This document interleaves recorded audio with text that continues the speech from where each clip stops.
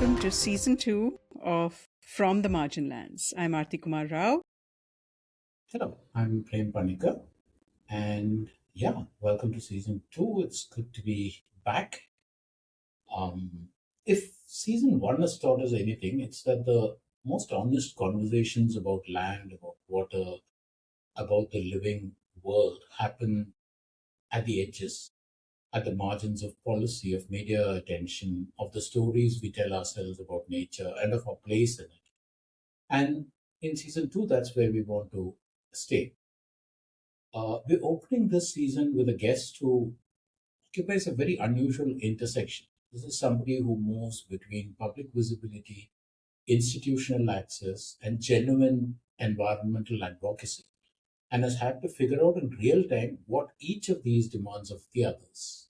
Dia Mirza is a UN Environmental Program Goodwill Ambassador, the longest serving Goodwill Ambassador in India, and has been one of the more visible faces of environmental communication for over a decade. But what we wanted to talk to her about wasn't the visibility necessarily, it was the vantage point that comes with it. What does she see from where she stands? What does she have to hold back? And why? Which is really important in these days, especially. Where does the story that travels through media, through policy, through public imagination diverge from the story that's actually true?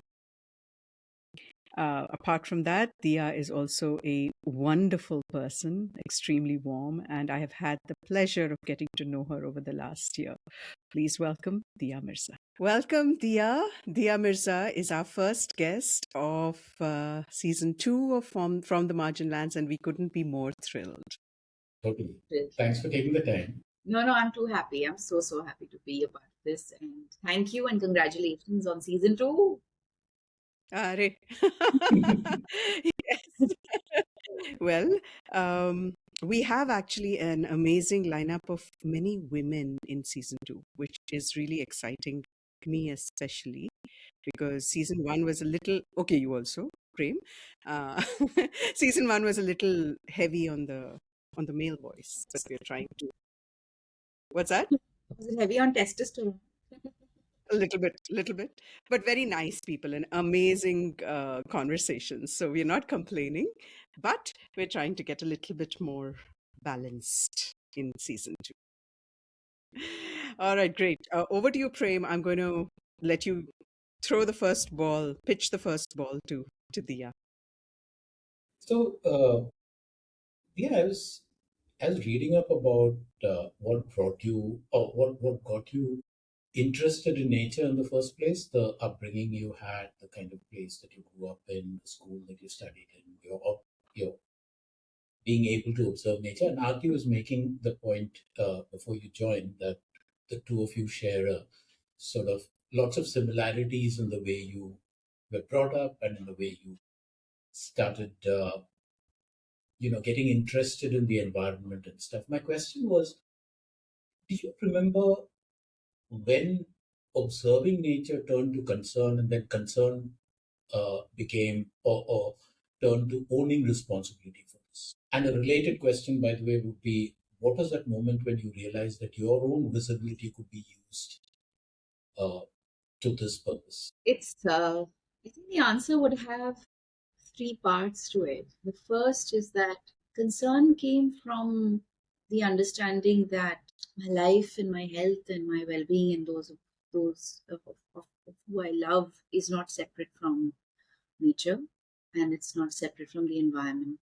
I was very young when we first experienced cancer at very close quarters in the family, and it was our Man Friday's daughter, Chania.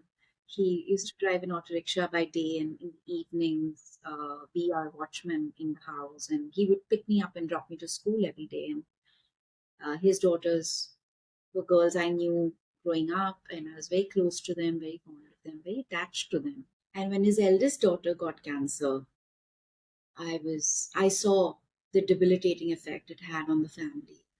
We lost her eventually, despite, trying our best efforts to make sure she survived.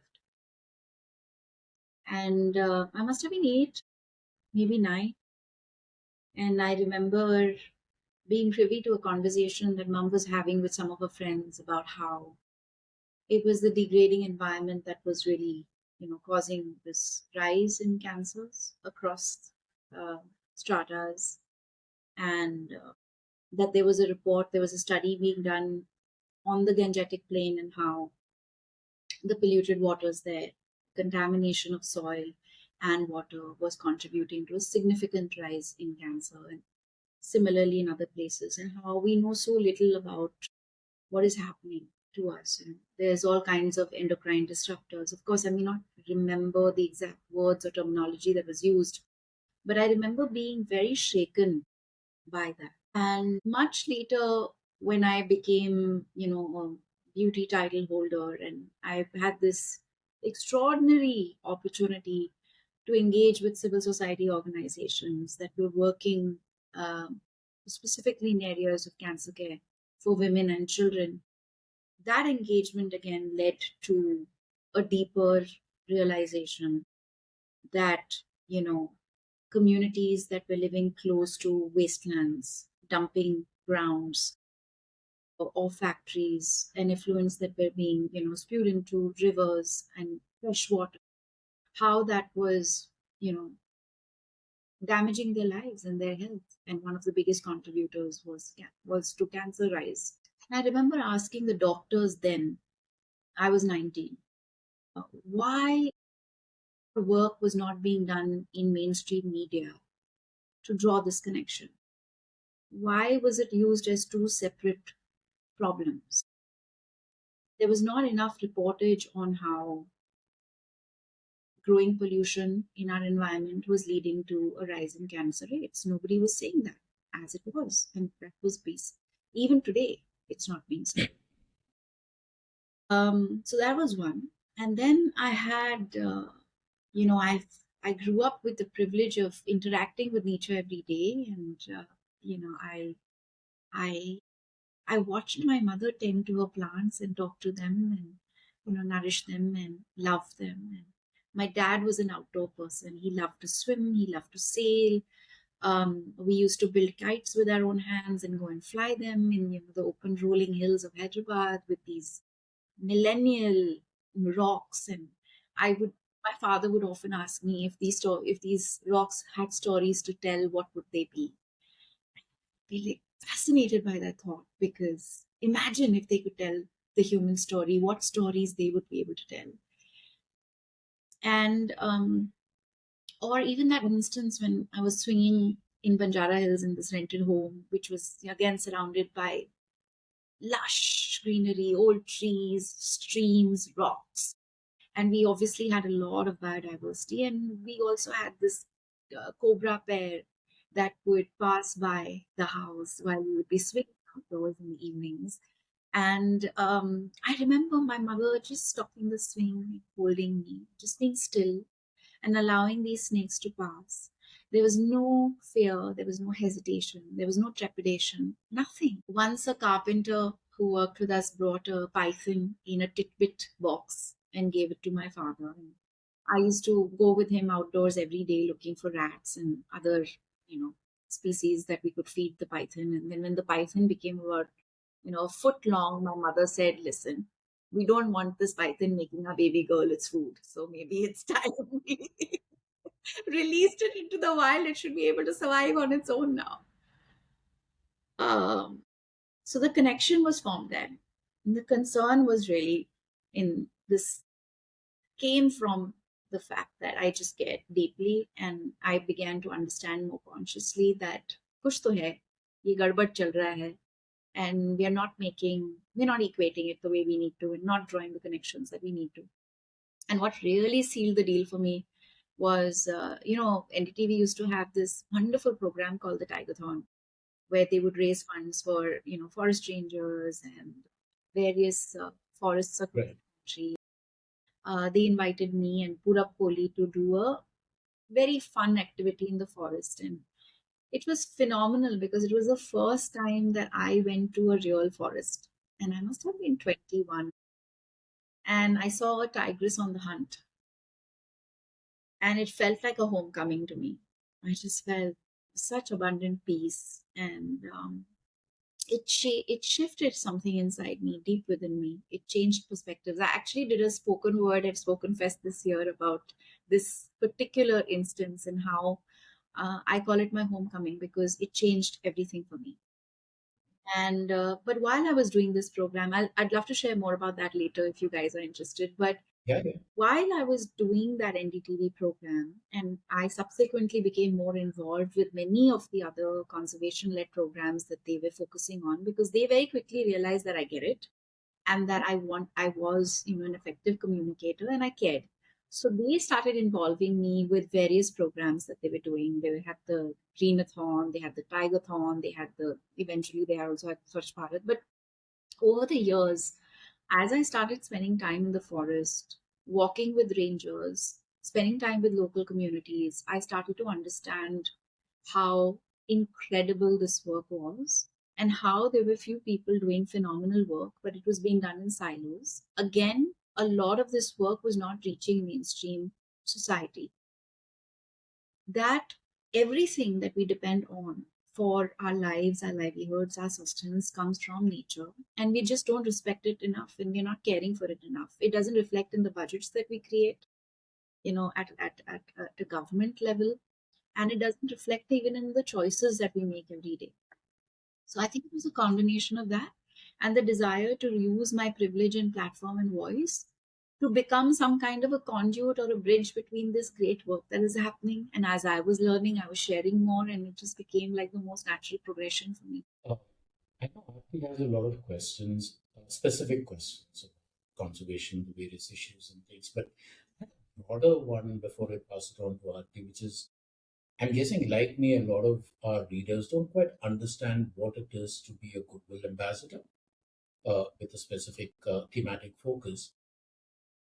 Guessing from little conversations here and there that I've had, I would imagine that there would be some kind of tension between, say, advocacy, the optics, and diplomacy. I would imagine that you guys have to operate within a You know why I'm asking this question or not? I'm so happy you are. Nobody's asking this question before. Please Yeah.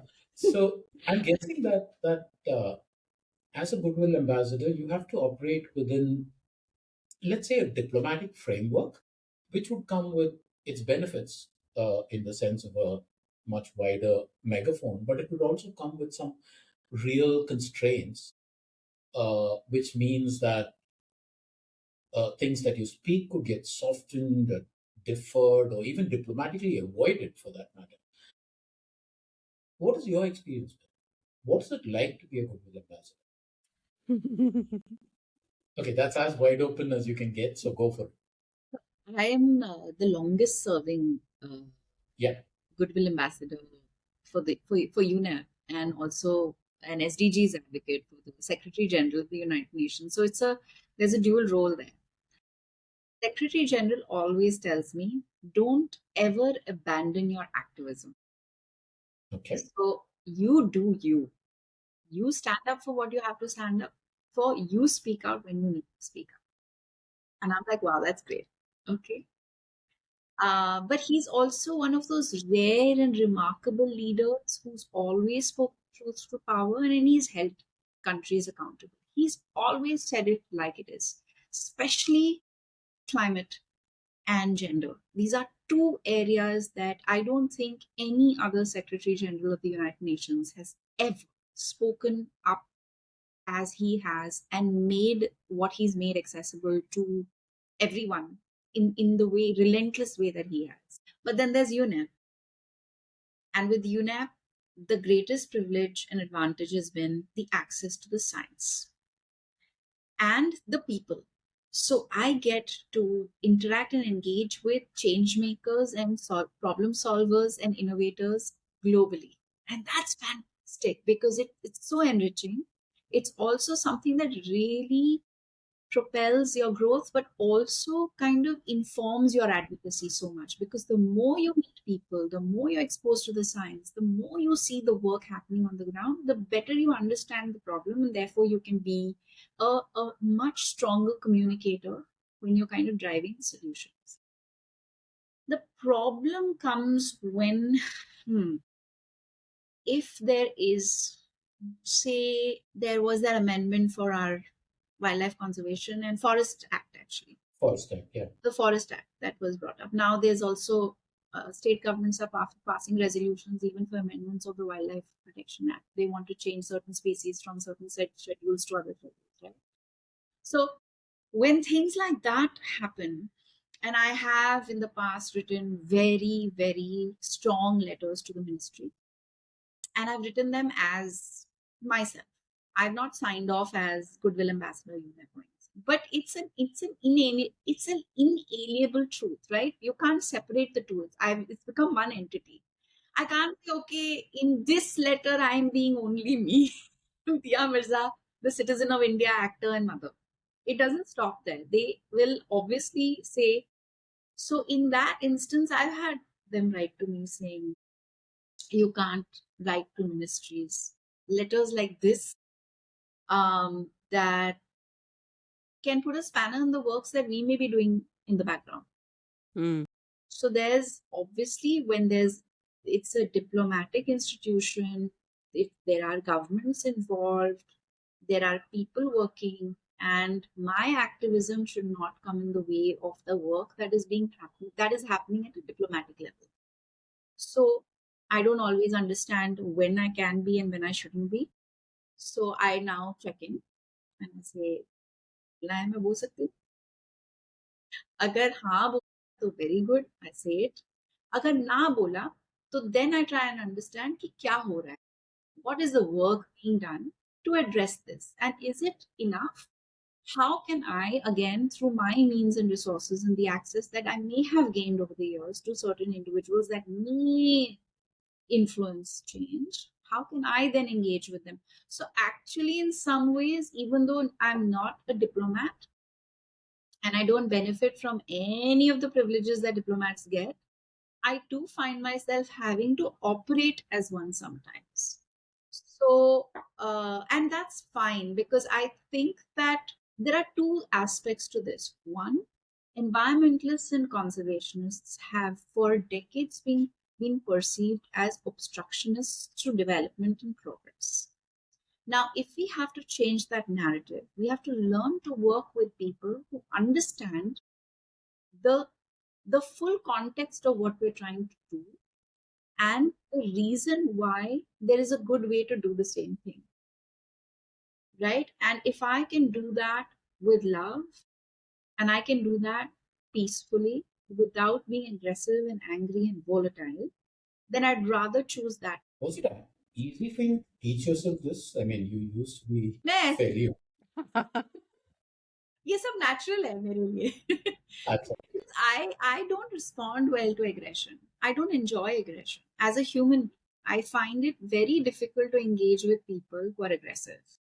So why should I then subject any human being to that? So if I can use the language of love to teach somebody something and do it, passionately and effectively with love, then I'd rather do that than use anger. Sometimes I get angry and I want to punch a lot of people. So I use a punching bag, but that comes handy. Like right now, it. I'll give you a small example. Mhm.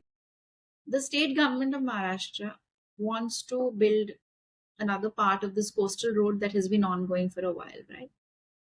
Now, there's been all kinds of oppositions to the coastal road, how it affects the fishing communities, what it's doing to our mangroves. The recent development is that they want to cut 45,000 mangrove trees, 1,000. Yeah. right? And they say this road has to be built here, it has to be built like this, and these 45,000 trees have to be cut, and we will afforest. Now, the citizens have come together and said, listen, afforestation in mangroves doesn't work. It is, it is, it is not even a symbol token representation. Like, don't even use it. Just say, either just acknowledge we are destroying these trees and we will make some efforts to protect the ones that exist, But this afforestation idea is not going to work, because anybody and everybody we've spoken to who knows how mangroves grow have told us that it's impossible to grow an entire mangrove forest that has 45,000 trees. It will take decades, if at all they take, because there are so many components to why and how these forests even come into being, and to kind of ensure that they flourish.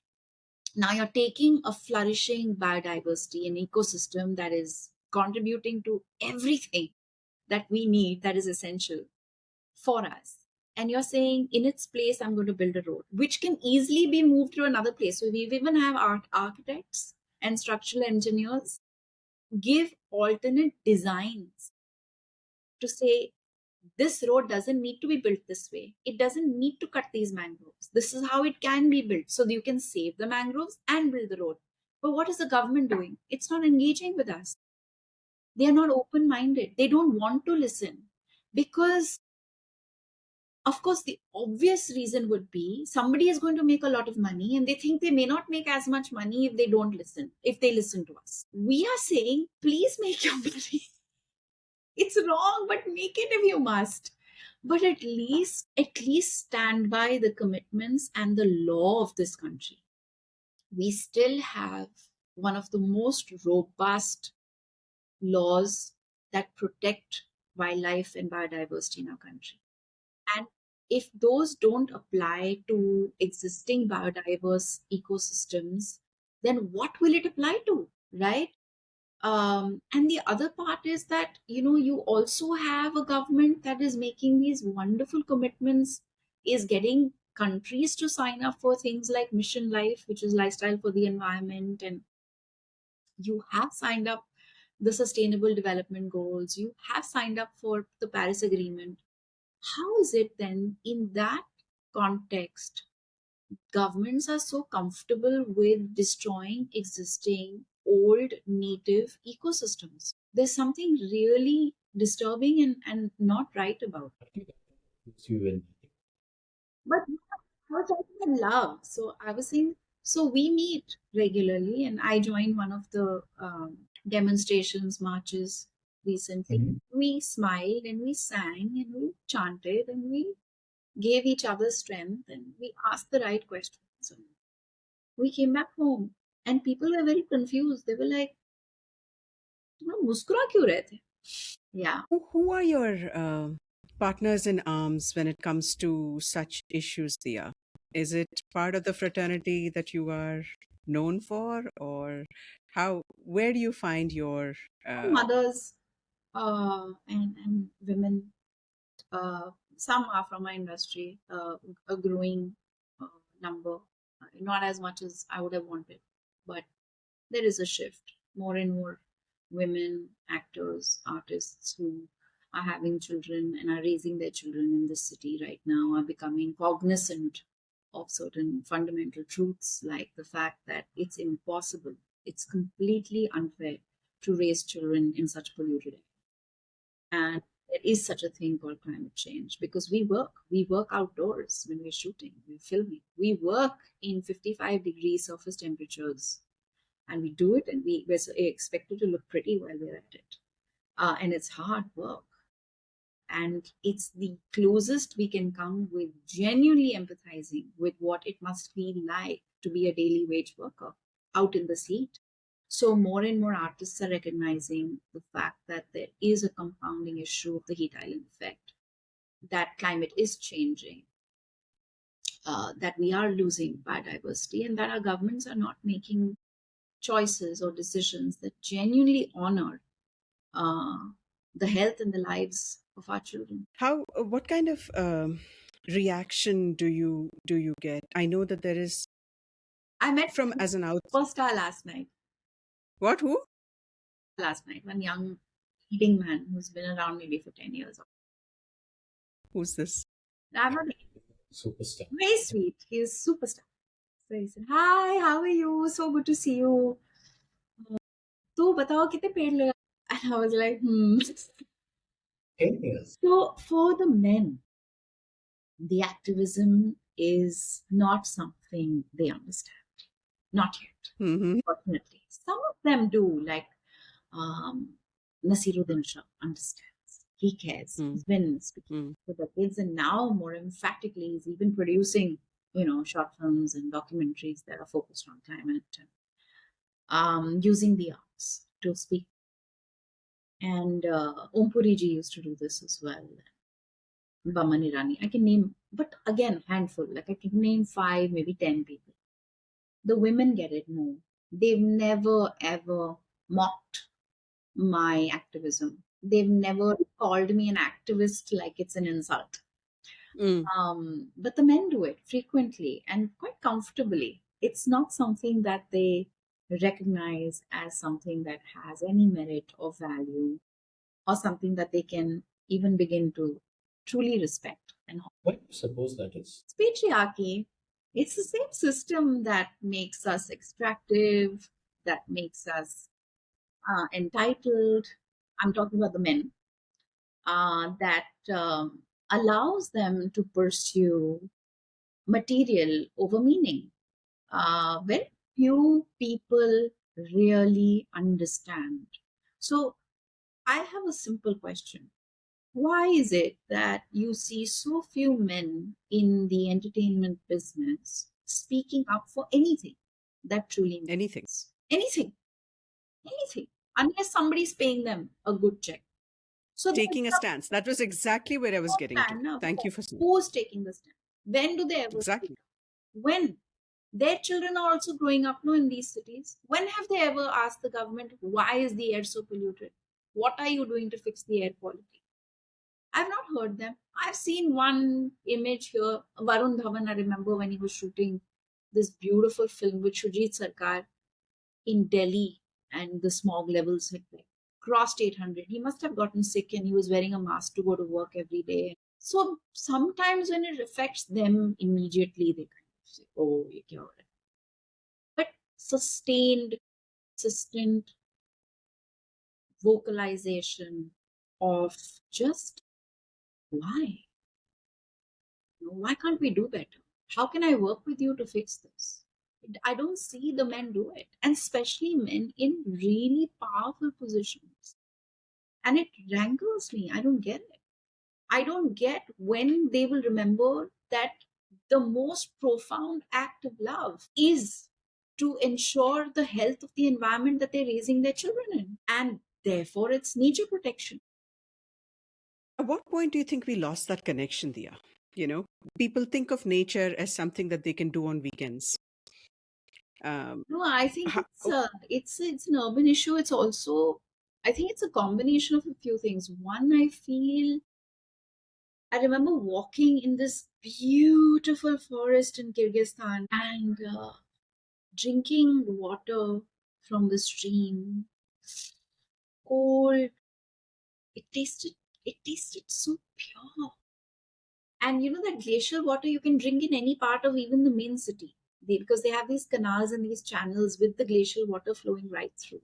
And you can literally stop your car, get off your car, bend down at a stream, dip your hand in, and drink that water, and nothing will happen to you. You won't get sick. And I remember walking in this forest and saying, why did we build walls? Why did we separate ourselves from nature? Why do we think that we're separate from nature? What drove it? So maybe it started with, it's actually something that I thematically explore in one of the books that I've written for children. It's not published yet, but it's being illustrated. And so the kid in the story asks the naturalist, he says, and Avian asked me this question once, interestingly, why did human beings start living separately from nature? Why did we build walls? So the answer was to protect ourselves from the elements, right? We built fences so that, wild animals didn't have access to our children while they played and we could feel safer. We, discovered fire, and that really changed the game for us and made us more protected from, wildlife.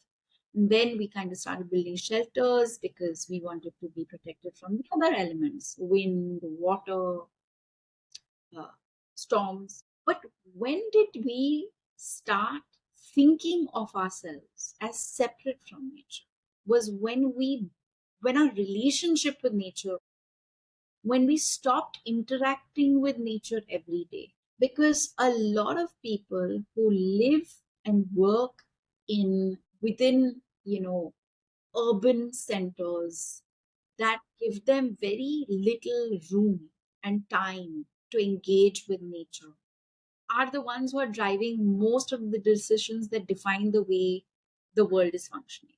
What we're reading, what we're seeing, what we're feeling, what we're working on, how our economies should be built, all of that is being directed by a very few people who clearly have no connection with nature. And if you look at if you look at the financial system, which is again such a broken system, and it's a system that has driven such great inequality. And for no apparent reason, I read a beautiful little post that somebody put up the other day. It's a beautiful illustration of the earth. And he said, look at this. We inherited this beautiful planet. We were born on it, which had abundance of everything. And it was all for free, right? Food, water, seasons. Like you could roam and be free and be happy and you could feed yourself and enjoy this beauty. And what did we do? We created capital and debt and profit and war.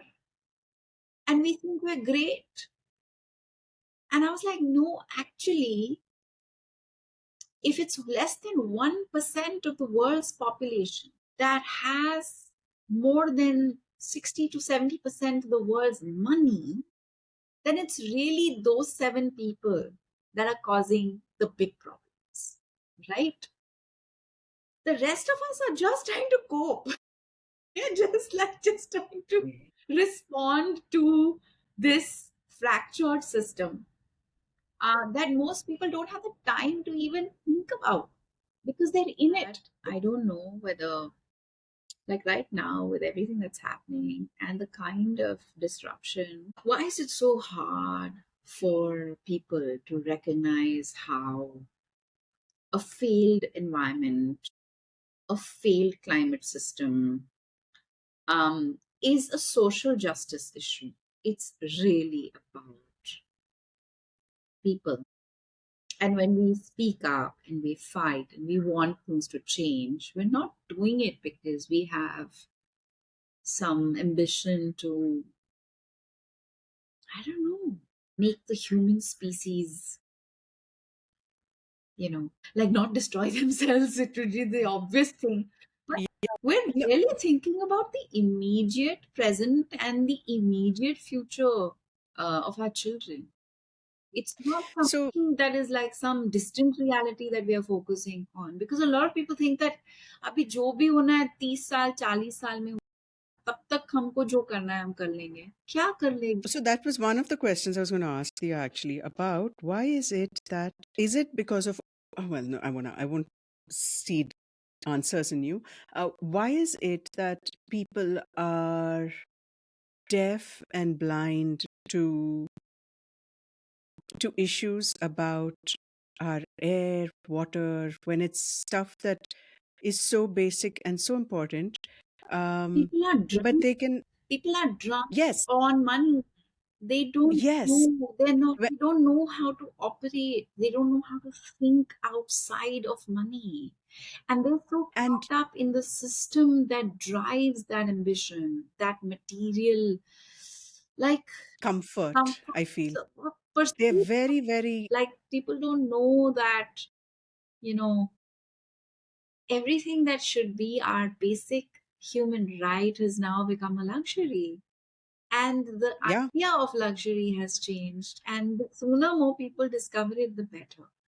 Tell me, how can we, like I was telling my husband this the other day, I said, if we don't have access right now, there's this whole LPG gas constraint, right? A lot of people are not getting access to gas cylinders. Hmm, hmm, Restaurants are not cooking as many things as they did before. hmm, hmm. Inconvenienced, right? At some level. It's not a gross, maybe in some cases it's a very, very big inconvenience, but I'm talking about people with more privilege and whatever.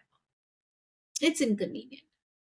But imagine if we were all in a situation 10 years from now where we didn't have what? All the money in the world would not give us access to. Then what?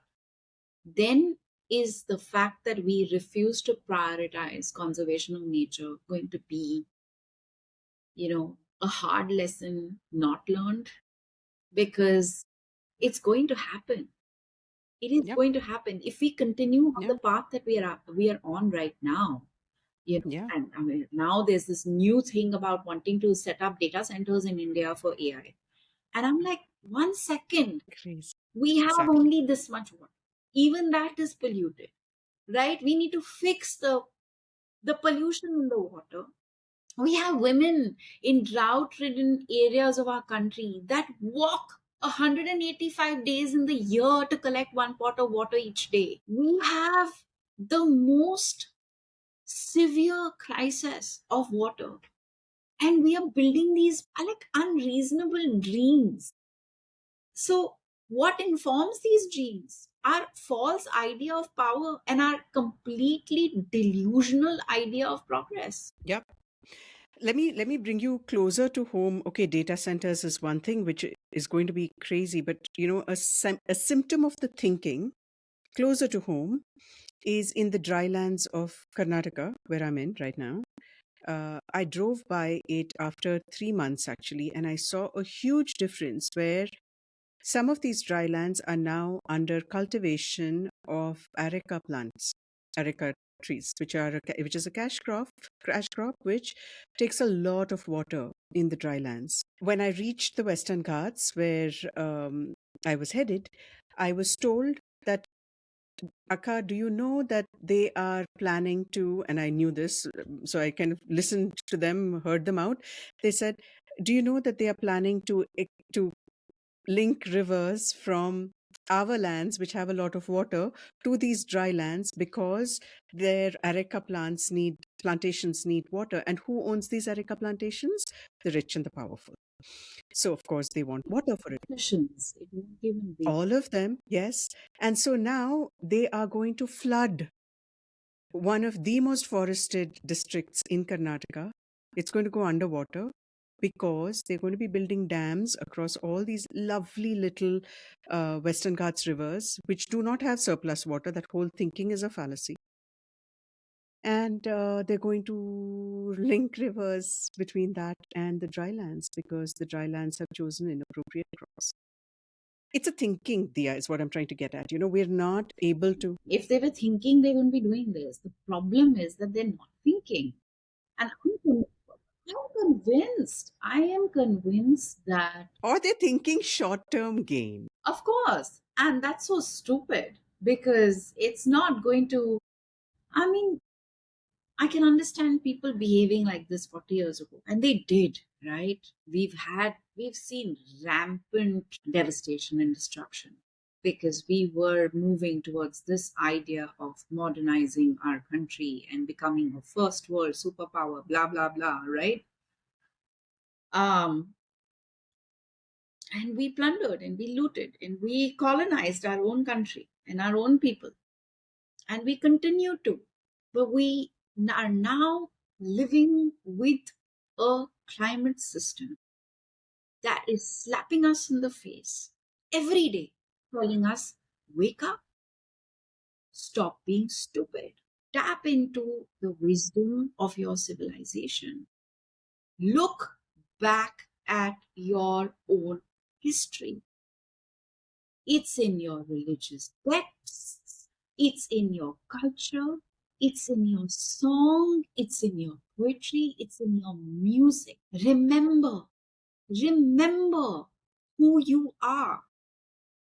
You are of the earth. How can you destroy living systems? If anything, you should allow those living systems to inform and guide your choices every day. And where they do, we're seeing such great progress. We're seeing such a phenomenal reversal of social inequity. We're seeing every gap that existed reduced. But just going back to the roots, I was in Navdanya Aarti 10 I days saw that. ago, are spending time with Dr. Vandana Shiva and her sister Meera. And it was just after Women's Day. So there were women from across the country who had congregated there. And they're all from indigenous communities, all farmers, women who are growing our food. And that's another thing that most people don't know, that a majority of the people who grow our food in our country are women. And they know what is truly alive and what is precious. And you have to see how they communicate. They communicate it through ancestral song. That is their legacy. Why aren't we revering these groups of people? Why aren't we listening to them? Why aren't we celebrating them? Why aren't we speaking to them? Because again, our idea of communication is informed by the West. Who cuts it? Who cuts the cool story? You've documented people who live in the grassroots. You've documented their ecological events, how they live with the earth, how they've created systems that conserve water, that give them access to fresh water in desert land. We know it all. Yep. Who's forgetting? Who's forgetting? Correct. Those who are I want educated. What is the point of that education? That separates you and removes you from the basic ability to be a witness to what it is that informs and supports life itself. So I feel the education system is a failed system. It was set up by our colonizers. It's not evolved, it's not been tweaked, it's not been changed. But now you again have, people from civil society taking the lead and saying, okay, this is not how children should be educated. We have to start forest schools. We have to, like, I grew up going to a J Krishnamurti school, which was based on an entirely different philosophy. When I talk about that school with my children, they look at me like shocked. They're like, what? You didn't have examinations, you didn't have competition, you didn't have a uniform, you were allowed to challenge authority, you were allowed to question. That sounds a lot like the IB system. But Yeah. I think so the problem is that we unfortunately looked to the West and assumed that our colonizers were the ones who knew better, when we should have. What was the movement that Gandhiji led? What was it about?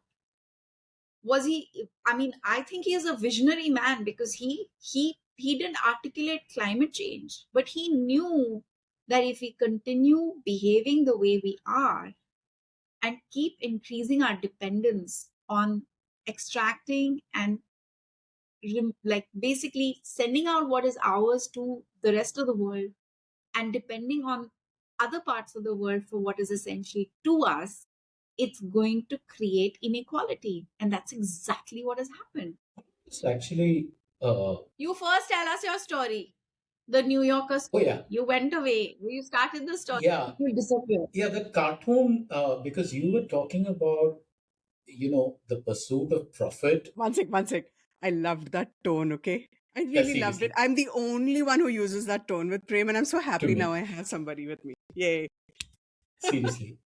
Yeah, I don't know why. I mean, I keep getting scolded and bullied, and but, yeah. And like she said, just by her, except now you too. Yeah, this cartoon, I think it was Tom Toro, I'm not 100% sure, but it's a New Yorker cartoon. It shows two people sitting in a cave, there's a fire, and one's telling the other, we destroyed the planet, but for this brilliant moment over there, we created so much value for our shareholders. And I thought that was, Bang on. it was perfect. Yeah, Yeah. Absolutely. it's just, And and God, you talk today to any economist who has genuine spirit of inquiry, empathy, and Mhm. open-mindedness. He's not functioning from a place of egocentrism, and he's not like looking at everything with like, oh, I know best. They're all saying that the model of economics has to change. We have failed ourselves as a species by not recognizing that natural systems, natural resources have greater value than we have ever assigned them. And that we have to stop assigning value to only things that you and I build. It's a simple thing, right? When we, like, I do these workshops with children in schools, and I say, okay, now take a deep breath. And they go, तो किसका पैसा लगा? ये तो free में मिला ना. ऐसा एक समय था जब पानी और खाना भी फ्री में मिलता था. Because the nature provides everything for free. Is that why we don't value it? Because we've created a world that seems to only assign value to things that come with labels and a price tag. Can I interject here with my favorite quote from Aldo Leopold? Yes. If you have read Sand County Almanac, he wrote this in 1949, and it is as, if not more, relevant today. He says, civilization has so cluttered the elemental man-earth relationship with gadgets and middlemen that awareness of it is growing dim. We imagine industry is what supports us, forgetting what supports industry. So This makes me wonder. like a few years Yeah, ago. sorry. Sorry, when I first got onto Twitter before it became a political weapon, when it was Twitter, now it's X. But in the early days, I had started a hashtag called hashtag We Are Stupid, Mm. because there's no other way of describing this. I mean, if only more people understood. It's so basic. Willfully ignorant, I would say. Yes. I think people know it No, somewhere on don't. some I level. think you can really know it and still say, but thoda paisa to kamana chahiye. Because if anything, COVID, no, 1 second. If anything, COVID taught you, you can have all the money in the world. It doesn't matter. Yeah. It doesn't matter. Because nature will Think though, decide. Nature will decide. Look at the LA fires, right? Chalo, you're going to ignore every forest fire in our country. Right? Now you have all these wealthy industrialists buying up large parcels of land in the hills, building these spacious grand homes because they want to be close to nature. Those fires will come there also. Nobody is going to escape the realities that climate change is going to force upon us. It's happening. It's happening everywhere. however, I live in a city which has amnesia, Dia. So there are seasons of remembering, and then there are seasons of forgetting soon after the remembering. System of money doesn't allow people to pause and really reflect. It keeps people busy.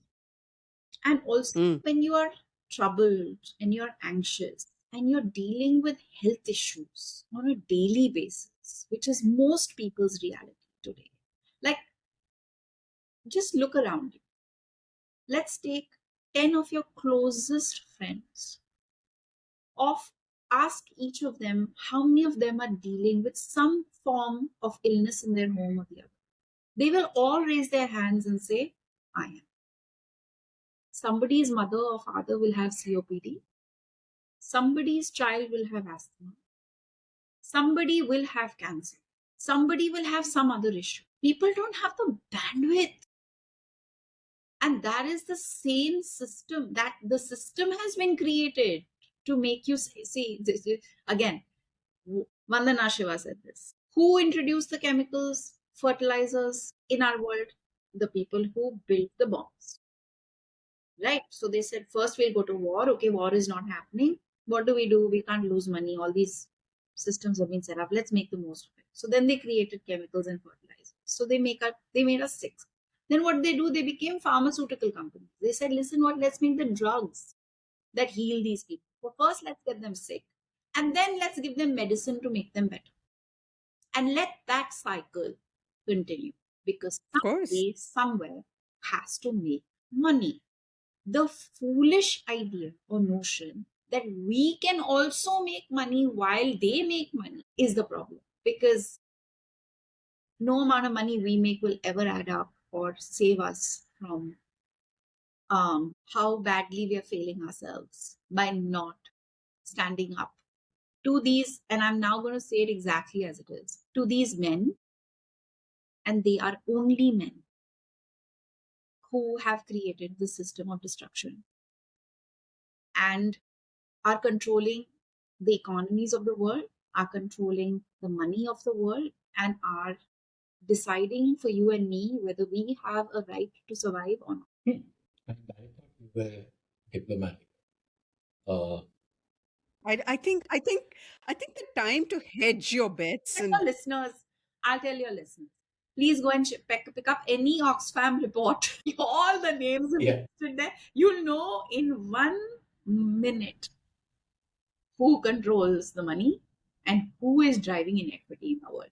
And then, if you're really bright and you know how to do it, find these men, put them on a space shuttle, and send them to Mars with a I one. have to tell you so a joke. Make sure Okay, they go ahead, go come ahead. back. Huh. Yes, one-way trip to Mars. That's exactly, it's so funny. I live in a gated community there, one of those with manicured lawns and very, very privileged, yes, entitled living, where 24 hours, 24 by 7, electricity and water, no matter what the rest of the city is going through, kind of place. And it's interesting that there are people regularly who do not want any ants anywhere near them, any caterpillars anywhere near them. They do not want frogs. They do not want birds. They do not want anything. And I keep thinking, and when I say this, I'm going to be completely ostracized from my society. But I keep thinking, oh my God, when is that space shuttle to Mars going to come? Because literally, they want to live in a place where nothing else can live, and it's stunning. It's so sad. Yes, yes, it is. So it's a fight that we all have at some level or the other. I have the people, the secretary and the management of my co-op complaining about my plants every single day. Every single day. They have a problem with the fact that, and it's beyond my comprehension. I just don't get it. I think that people just are so deluded into thinking that money is the center of everything when it's not. Aarti, I know, has a bamboo tree in a garden that her neighbors think is a total eyesore. Lots But of things they think. My whole garden is an eyesore for them because yeah, it's wild. It's not manicured. but dear, I want to ask. You know, you speak, you do your workshops, you write, you do all of that. And Aarti, I've known from 2012. Been a little part of some of the work that she does with margin lands, for instance, Some. some of her writing. Hello. Yeah, some margin lands, some of the writing she does, and all of that. And one of the things that happened when margin lands was released was, I've gifted that book to some people who otherwise were not, and I picked people who otherwise wouldn't pick it up. Uh, there are people I know who would, in any case, either because they know RT or because they are interested in the subject or both. And funnily enough, I didn't get a single negative reaction from any of these people I gifted it to. In fact, I got a lot of positive reactions. I got people telling me things like, when I go out to a forest or something these days, I see everything differently after reading RT's book and all of that. The problem that I keep struggling with is why can't the scale? Why can't climate stories, environmental stories move more people? What is lacking in the storytelling that is what is not getting across? And a related question would be, this whole thing blew up in the U.S. with Al Gore and that inconvenient truth. Yeah. Do we need an inconvenient truth moment, or should storytelling in India be more hyperlocal? No, no. Okay, so I think it's a combination of many things. One, I think that we definitely need an inconvenient truth, because it, and especially that is contextualized to that hyperlocal story, where people really see mm, uh, very clearly how the water systems, the weather, the agriculture, the communities, how everything is being impacted, what it was, what it's become, where we are failing. And yes, we need to kind of, speak about how forests are being replaced by palm oil trees and how that happened in other parts of the world and destroyed their wildlife, and how now our country is trying to ape that model and bring it here despite the fact that it can potentially destroy what little we have.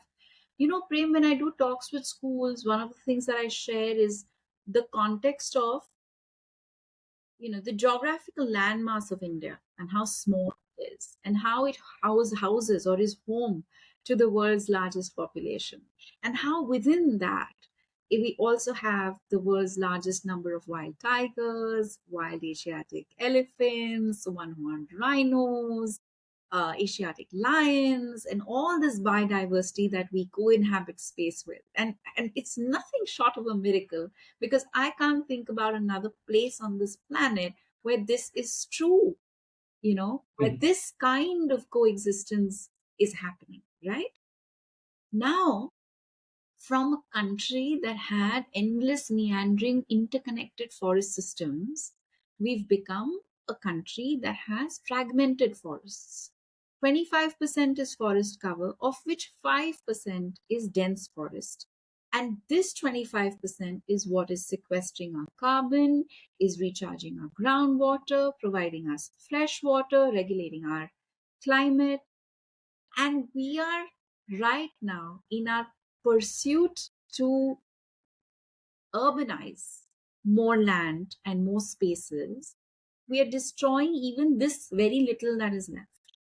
And while there are state governments that are making these very pompous announcements, like the one that our chief minister recently made, where he said he's going to plant 3,000 crore trees, which is not trees. Please don't imagine full grown trees. These are 300 crore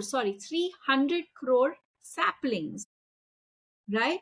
We have no idea where these saplings are going to be grown, what these saplings are, and who is going to make sure they reach some level of maturity and then they become independent and are able to survive. Because the survival rate of afforestation in India is the lowest in the world. So I have no idea why I started telling you the story, but if you can remember, please remind.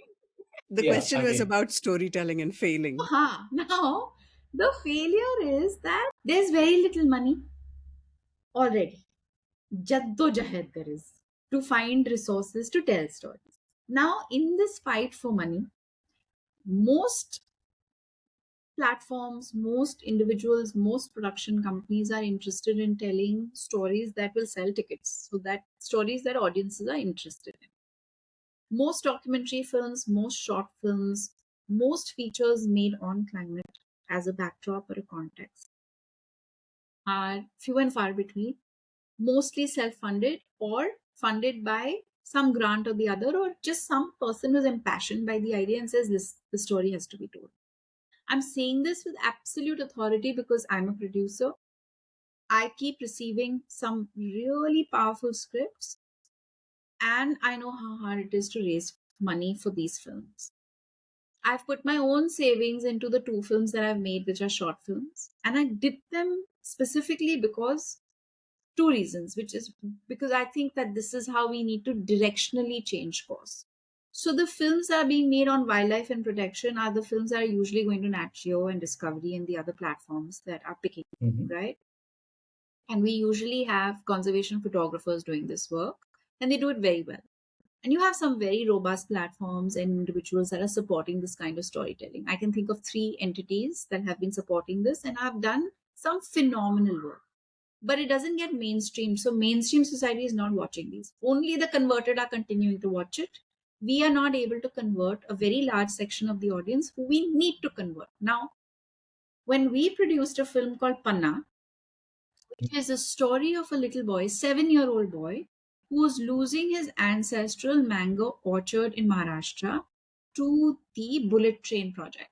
Now, it's not a political film, but it's a human story about the connection this child has to that mango orchard, how it connects him to his grandfather, and the legacy that he believed he would carry forward, and his desperation and attempt to stop that land from being lost to the bullet train project. I'm getting goosebumps talking about it. Now, whoever watches it, and now we're taking it to all kinds of platforms and distribution systems and engaging with different people to say, listen, let's find a way to show this film. So if you are an arts community, or you're like a, I don't know, just anybody who's interested in stories, we're tapping into those resources and saying, let's find a way to make this film accessible to everyone, and eventually it'll go on to YouTube or whoever would like to have it. But I feel that stories on climate and environment can become mainstreamed only when we keep the subject matter focused on the people. You have to give it a human face. You have to connect it to the fundamental human emotions that stir something deep within people. Yeah. Basic of storytelling, right? I mean, Yes, rooted in lived yeah, but experience. most people don't get that, and it's not happening enough. Um, Mm. Mhm. and even in media, the way we tell the stories about pollution and environment and climate, we're not connecting it back to lives and people and livelihood loss or health as much as we should. Yeah, I'm not going to talk about media and reporting because that's, Pet peeves. But you yeah. must. Sore There's point. anybody who should talk about it, it's you. Please say something. No, look, I mean, it's a combination of things, right? One is you don't have the leadership. You don't have an editor sitting there who says this is important, this needs to be done, and who's willing to put the resources behind that kind of storytelling, because this can't be done by just going out of the field, coming back 10 minutes later and saying, Yamuna is polluted, there is lots of foam, and oh, this is bad. That's not a story. So you start with leadership. Above the leadership sits some person who's running this media operation to make money. And there is no money in this. In fact, there is a lot of expenditure, there is not enough income. You can't, for instance, sell a sponsorship or sell an advertisement of a story like this. So that happens. Over time, what has happened is that because I'm just going to interject for 1 second here. I'm going to ask Mhm, something. Given that you also focused on sports so much, when this whole air pollution crisis is blowing up across cities, mhm. you have all these large global sporting events happening in those very cities that have like deeply polluted air. Why is there not more reportage on how this air quality is going to impact the skill, the competence, the health, and the performance of the players? uh, I'll disclaim any sort of connection with the sports world. I did it a long time ago, and I've been trying to live it down ever since. But that said, I know the fraternity, and one of the issues that we have is that over time, partly because of the kind of instructions we're given by our superiors, our editors, etc., and partly from our own inclinations, we want to be right, right? We want people to say, "Oh, this guy wrote the story," etc. Sports journalism in India focuses on the stars. It does not focus on the sport. So, for example, even if you read a basic cricket report, for instance, explained brilliantly. This guy was a thing. He was a star of this match, etc., etc. What did he do? Show me the report that tells me what he did that is out of the Yeah. way. Show me how he did it. Show me what he did to reach that level. That is incredibly rare, and almost none of that kind of writing comes from mainstream. It's the people who are out of the mainstream. They're out of the mainstream precisely. Sharda Ogra would be an example, a classic example. I mean, somebody who quit mainstream journalism because she wasn't given the space to do this kind of work. Now she does what she wants. And suddenly her voice is so resonant. Not that it wasn't before, but now it's free of all these fetters, right? So when you talk about why can't a sports journalist talk about how performance is impacted by AQI, It is because we don't have sports journalists who are able to think beyond world number one did this. And for instance, when a This box, Danish player come, this boxing but ideas, yeah, I think silos. it's endemic to every aspect of how we respond Absolutely. to Big time. engage with life as a Absolutely. society, and it again stems from how we're educated, And and on days also the thing it's is, also how our parents are saying to us. we've also created a media ecosystem which is adversarial. For example, when you talked about AQI and badminton in Delhi, a badminton player walked out after playing one round saying, "I can't breathe. This is not good for my health." And the story that came the next day was somebody looked at her last two performances or last two tournaments that she had played outside of India and said she lost in the second round anyway, so what's the big deal? That is, yeah. I'm not making this up. The That's core issue, yeah, that's the problem. yeah, because you have to defend your country, you have to defend. So that also has become a How is problem. it oh my god, so that's the thing that I have to contend with on a daily basis. When I ask questions, I immediately become an anti-national. Yes. Immediately, instantly. And I find that this adversarial, this aggressive approach exists not just with governments, but it's become so even with people. People are just so joyous in making other people miserable, finding different ways to do it. It's horrible, sad. I'm going to ask both of you a question. Yeah. Yeah. I'm going to ask both of you a question, and I want you both to Okay. weigh in. Um, it's okay. It's not. I'm not putting you on the spot or anything. But since we're talking about how storytelling doesn't seem to be cutting through the rhetoric, it doesn't seem to be rising above dichotomies. It's not. Doesn't have staying power, etc. I wanted to ask you both: does a film or does a story suggest itself to you, something that has been done which has Yeah, I was created just that kind of thinking about difference? Hamnet, you know?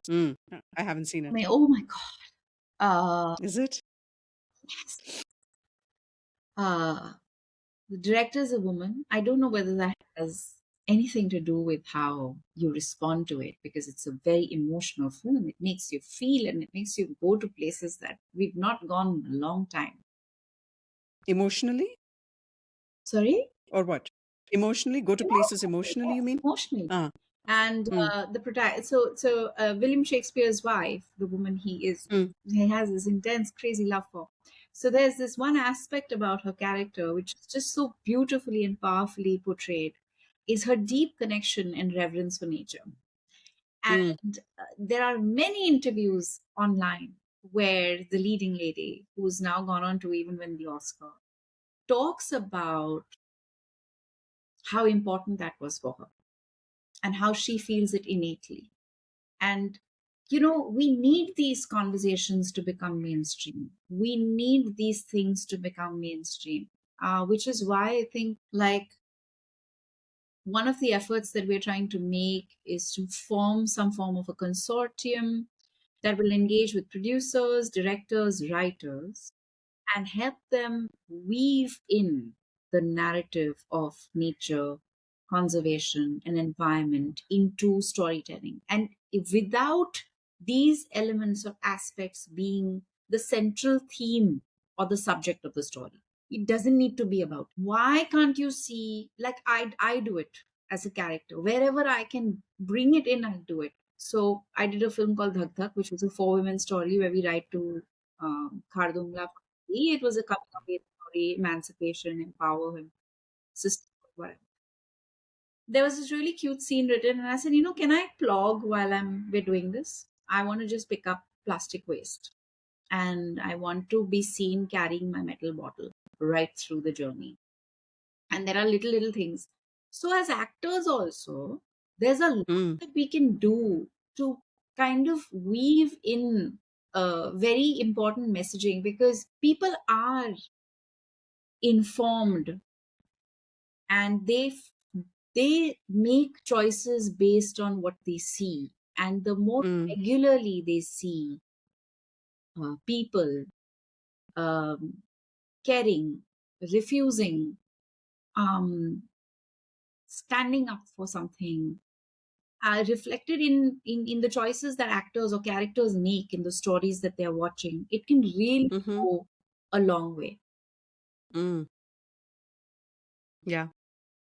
I wanted to, Prem, do you have any to add that comes No, to your mind? I actually, I actually read a few of those interviews and I queued up Hamnet to watch because I heard her speak about. I mean, this is basically reverse engineering because she won the Oscar. I was like, what did she win for? Looked up her name and got all these interviews and stuff. But there was a Malayalam movie sometime back which was about the flooding that happened in Kerala. Mm. Um, Iduki, which it one? the Idiki Iduki. floods.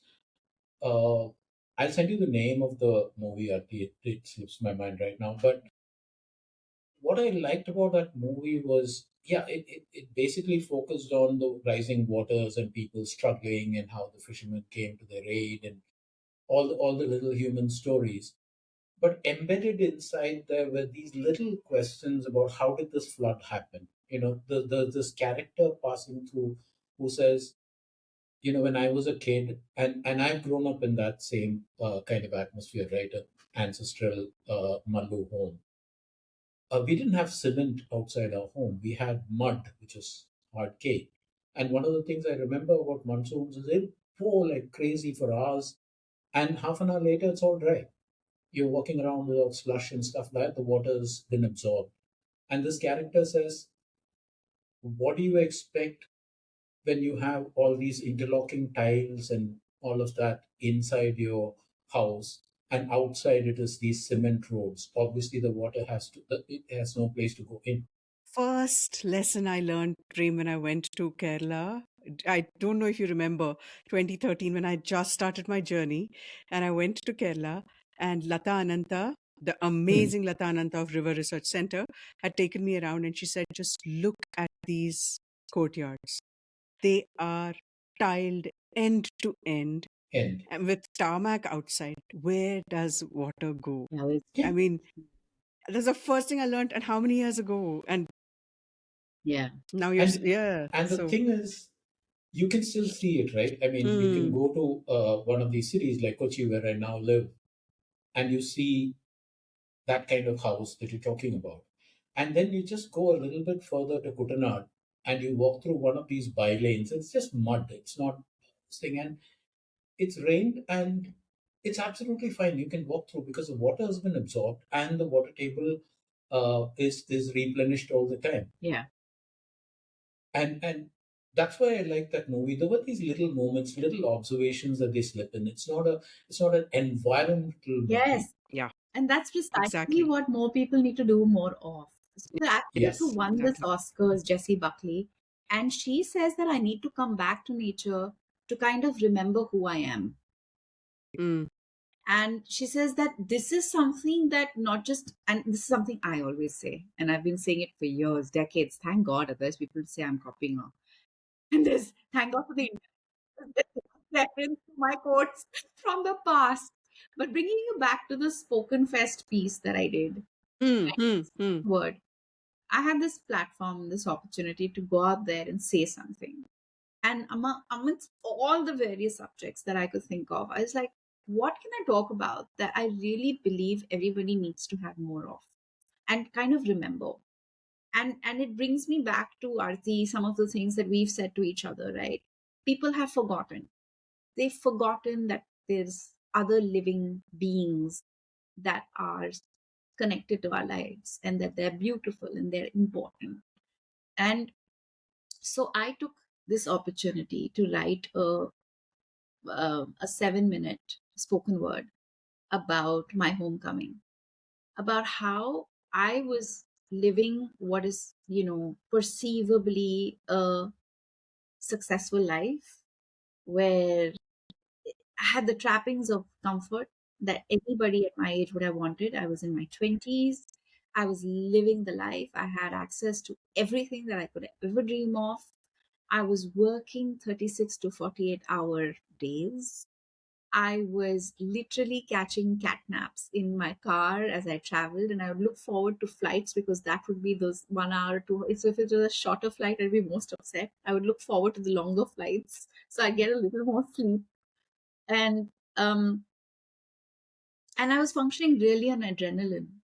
And I reached this point of saturation where I felt like I was a hamster on a wheel, and all I was doing was expending energy, and I was getting nothing in return. So the art itself of telling stories was not enjoyable anymore because of the trappings of everything else I was doing around it, right? And how it took this journey back to the forest in Madhya Pradesh, Pench, watching that tigress on the hunt, and just discovering my breath again.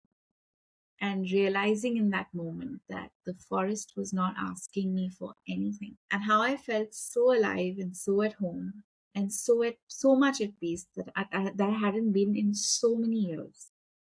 And I basically connected this moment to a very beautiful aspect of my childhood, which was witnessing my father painting the library wall in school with the senior kids. He painted a rainforest on the library with them.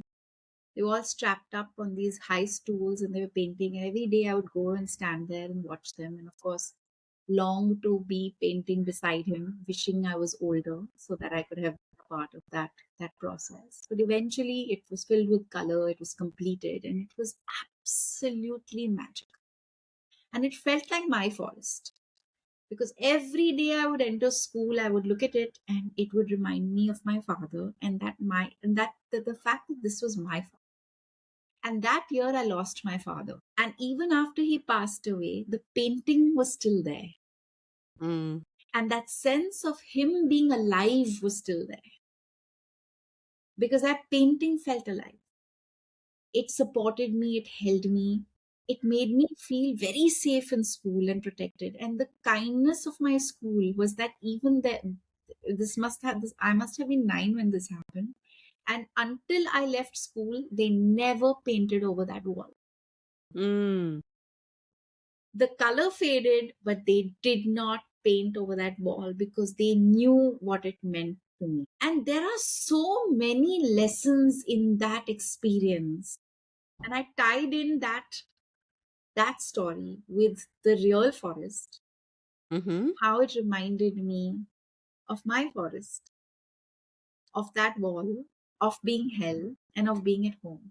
And I said, sometimes coming back home is not a place or a person, it's Mm. just the return to your breath. And in a fast, materialistic, consumptive, extractive, wasteful life, that is what is perceived as success in today's world, we're all grappling with the disconnection that we have with nature that is causing the dissonance that we feel every day. While I remember it, do either of you remember watching a 2016 or 2017 movie called Kadvi Hawa? Which one? Called You'll what? find it on Kadvi Hawa. Yeah. It Yes. is, yeah, Yes. Mm-hmm. It nobody yeah, because Yes. you were talking about, nobody watched it. yeah, it's there on YouTube. It is. It's, Even yeah, And it's, nobody watched it, nobody bought it. Arti. by the way, I sat with my dad last. Huh? It's a well-made Say again? it's a yeah, it well-made is. film. People didn't Well made watch it, film. people didn't buy it. So sad because Yes. I sat with my dad 3, 4 weeks ago and watched it to show it to him. And he was sitting like this till the end, And And what is great, especially the end. to look up the It's filmmaker's name. Yeah, it's powerful. Kadvi Hava. It's Drishyam Films, and its producer is Manish Mundra, Yeah. who happens to be my neighbor. With one of the He also greatest filmmaker actors, Sanjay Mishra, Ranveer Shori. Yes, Yes, yes, Ranvi Shori and Sanjay Mishra. Sanjay Mishra is excellent excellent. Yeah. as always. Even Ranvi Shori is.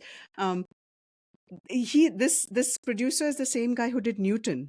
Yes. This was his next film, right? I mean, just fabulous filmmaking. But then again, just it comes back to your points that you guys have been making, where if you make a film purely about something like this, it's going to be harder to be palatable given our current dispensation than if you slip these messages into a mainstream film. Which is why, Dia, when I tell you that I'm writing my film, I'm writing a mainstream film and I'm going to slip in these things.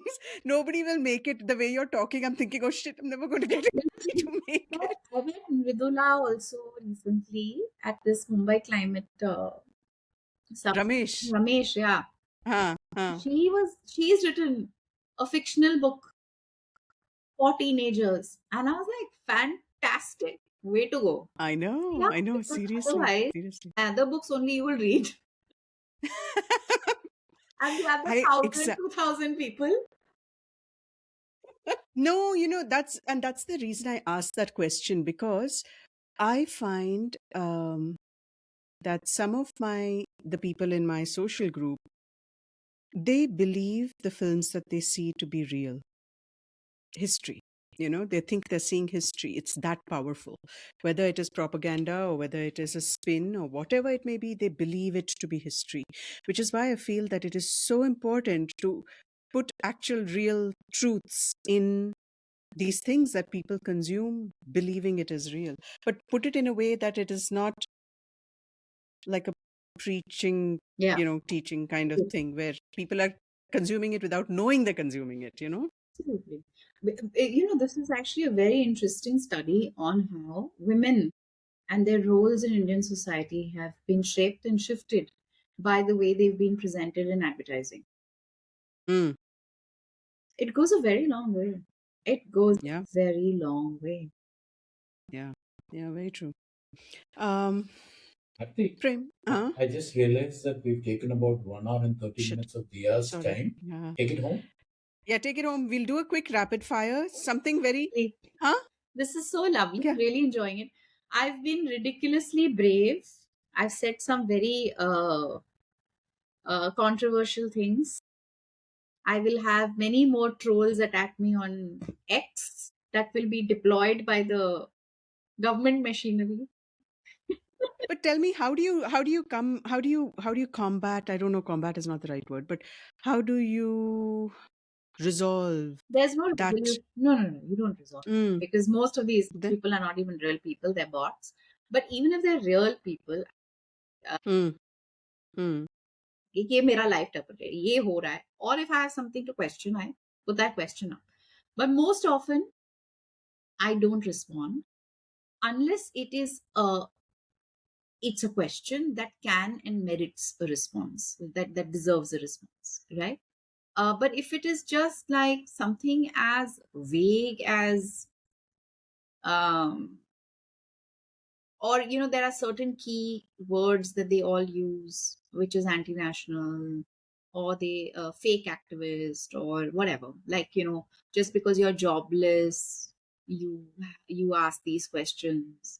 So there is this stupid personal attacks that really make no difference to my life because I know my truth, I know what I do, I know why I do it, I know what informs it. And if every decision and choice that I'm making is informed from a place of love, then there is no reason for me to respond to hate whatsoever. It could be anywhere and with anyone. And I also know some of the people in government who have very I know who they are, and I know that they've mobilized a lot of this fire that is coming my way. I know it. So I can always pick up the phone and say stop, or I can say why.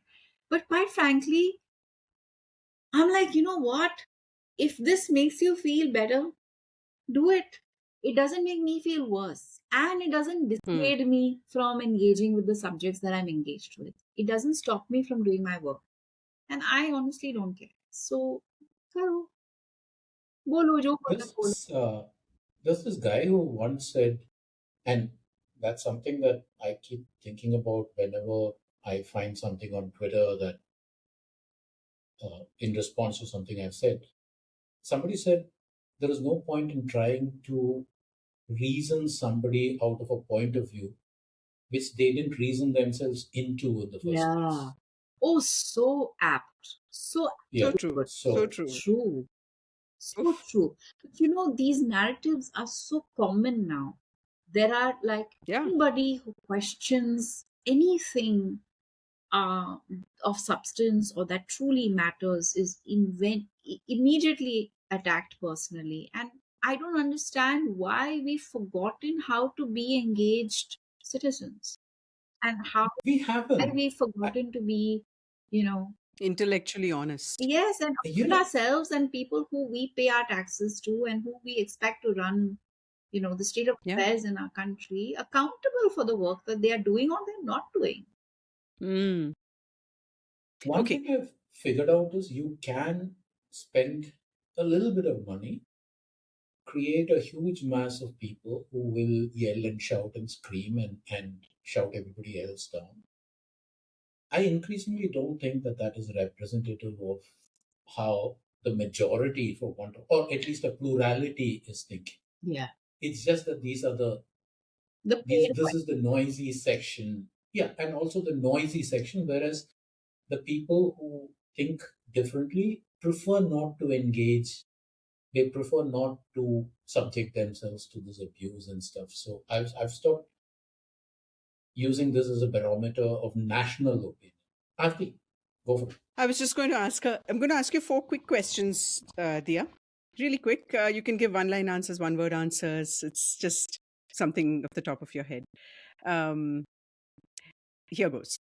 One conservation success story that gives you hope. Rapid fire, hey boss.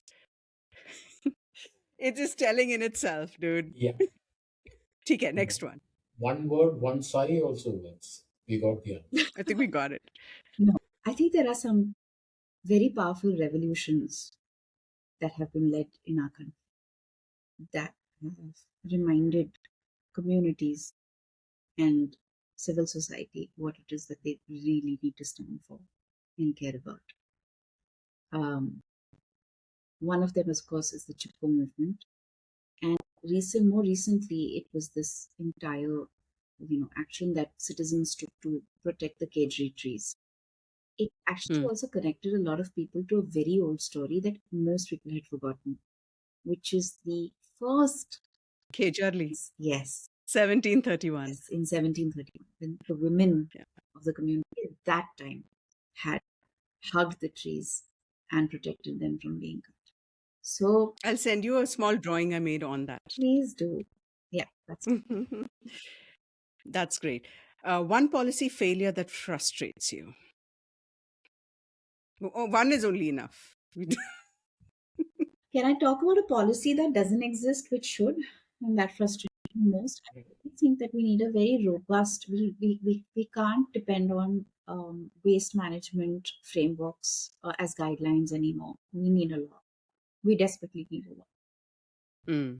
because otherwise we are not going to see the change that we need to, and we're going to continue to depend on the industry to hold themselves accountable for the waste that they're generating, or like individuals and organizations, and it's not going to um, happen at the scale and the rate at which we need to see progress. We're going to Completely agree. deal with contamination at too many levels. I want to just say last night it rained in Bangalore. And when it rains in Bangalore, the mercury drops. I think it dropped 10 degrees. And it was absolutely gorgeous. So, of course, I opened all the windows saying, I'm going to sleep with just the breeze. With the breeze came the smell of burning plastic. Somebody outside this bubble, which is hardly a bubble when it comes to the air. And I the day people realize that, anyway, hail. huh? I thought you were going to tell me about the hail, but okay. No, no, no, no. That was not here. Somewhere else I was. But it was the smell of burning plastic that I slept with because for some reason It's the probably a waste landfill management was not somewhere working. close to you, or We know where it is. We know where it is. A supermarket that burns it behind them. Anyway, all right, great. One misconception about climate change. this is Huh? happening across the length and the breadth of our country. Yeah, totally. I felt.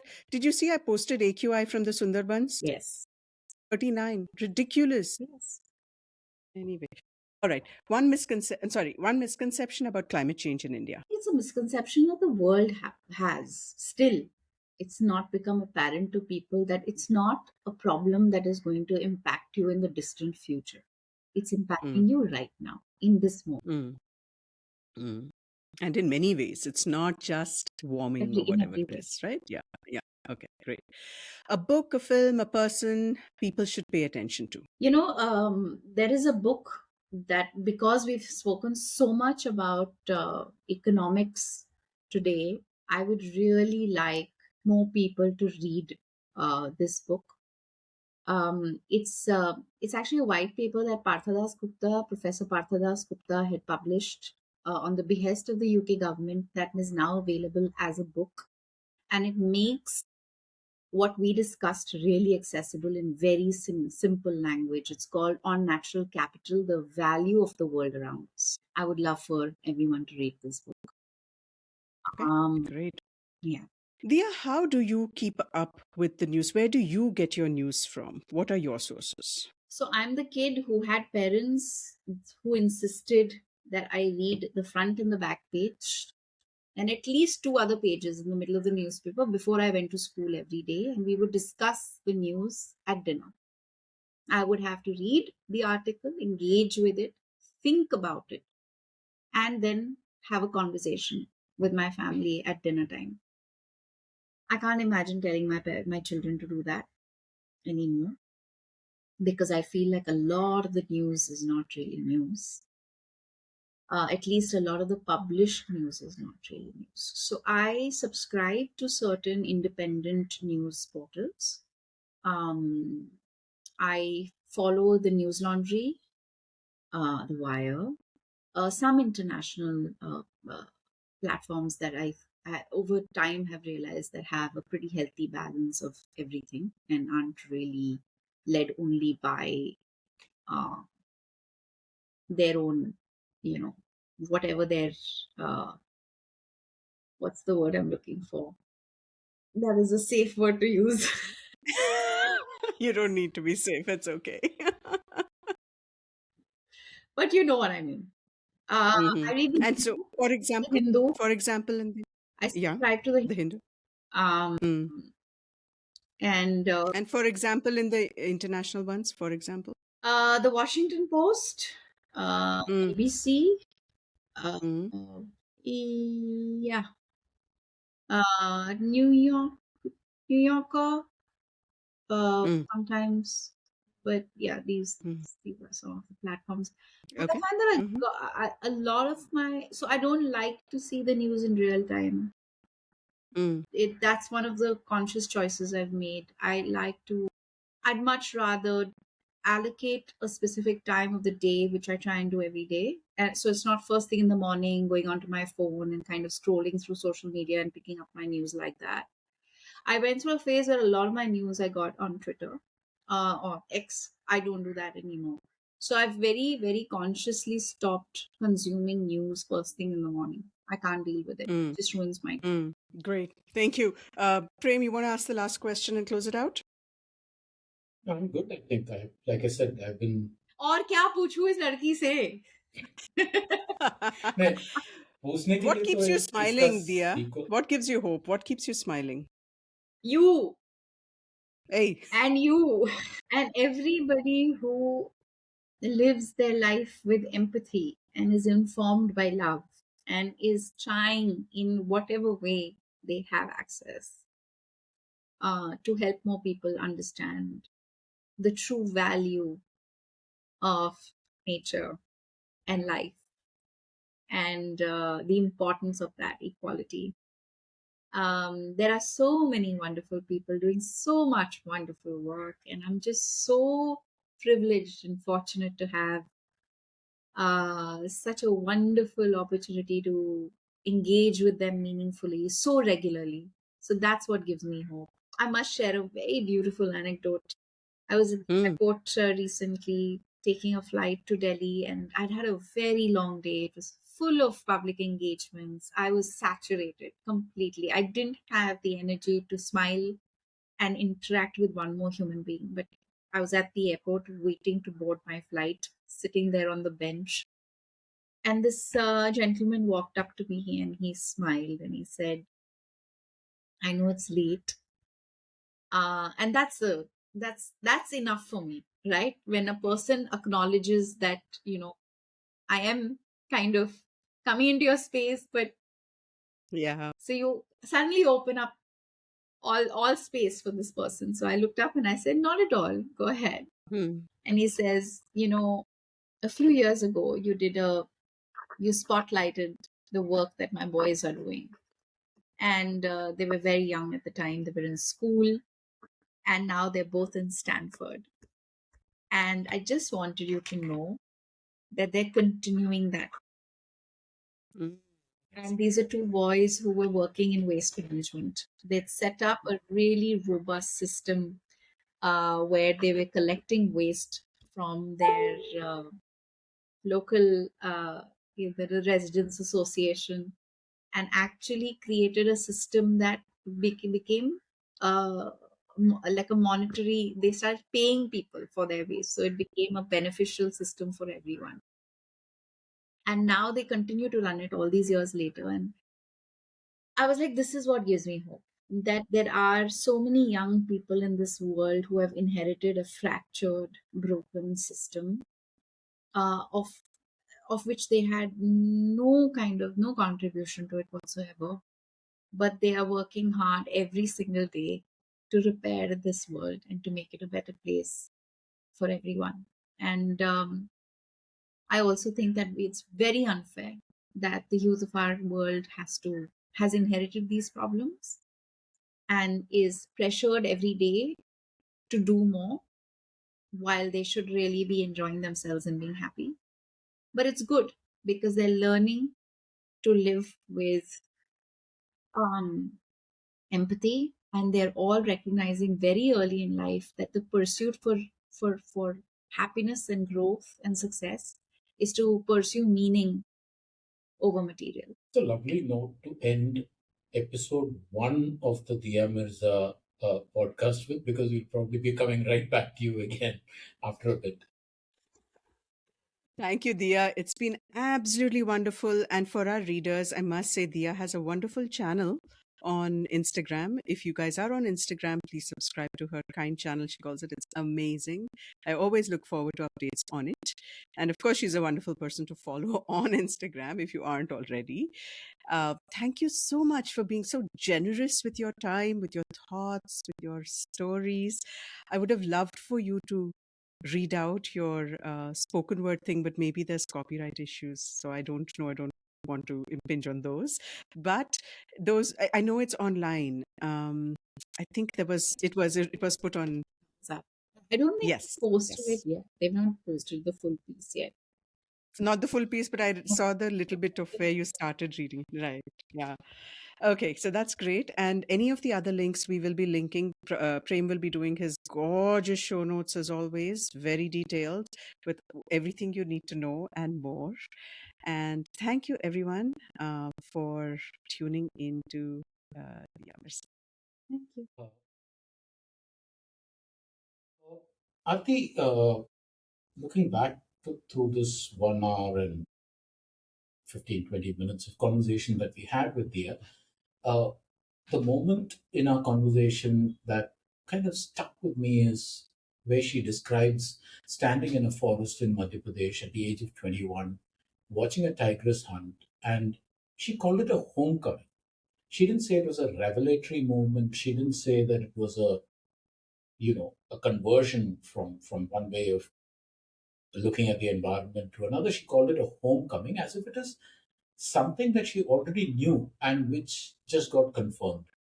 I was thinking that's a particular kind of environmental consciousness, one that is built on recognition and not dry data or even drier policy. That moment made some of what followed make a lot more sense to me. The patience that she talks about, the language of love that she's very into, the long game that she has clearly decided to play inside institutions that, by definition, move very slowly and constrain what she can say and what she can't say. What did you make of it? Yeah, definitely. And I think the homecoming part was, I was kind of very struck because I remember her also talking about her father making this painting of a forest.